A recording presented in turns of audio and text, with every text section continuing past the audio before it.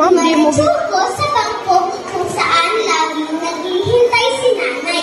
Laking gulat ko nang makita kong wala pa si nanay sa bangko. Nalaki ang mga mata ko, nabahan ako. Pero sabi ko sa aking sarili na hindi ako dapat matakot. Sinubukan kong hanapin si nanay sa nagkakanda, tikit-tikit na mga mukha ng mga magulang sa labasan. Sa sobrang raming nanay at tatay nito, talagang nakakalito. Pinalaki ko ang aking mga mata para hanapin si nanay, pero hindi ko siya makita. Wala akong magawa kundi umupo sa bangko katabi ang aking bag at paunan.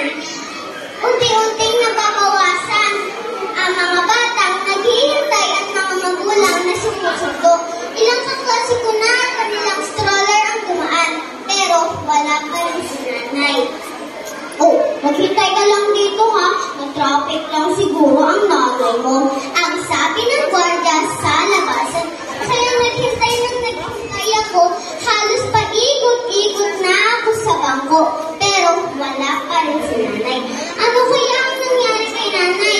Siguro, nasiraan ang sasakyan si nanay.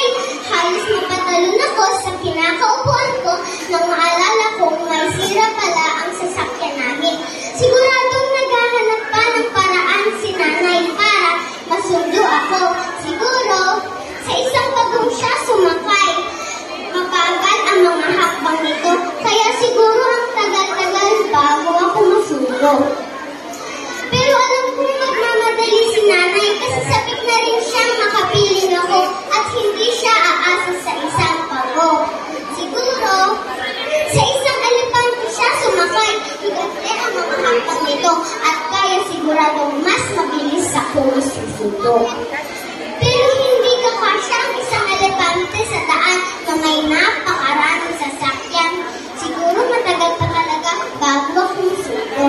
Siguro, isang agila ang kinaibigan ni nanay.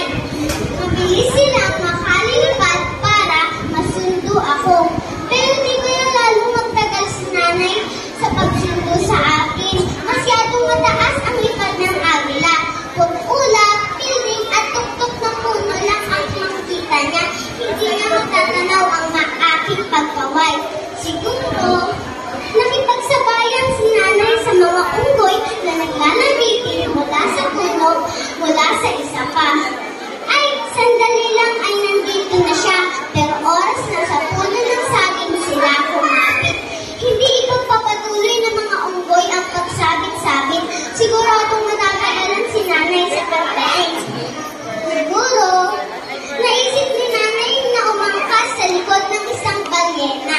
Sisisid sila sa malalim na dagat hanggang ako'y marating.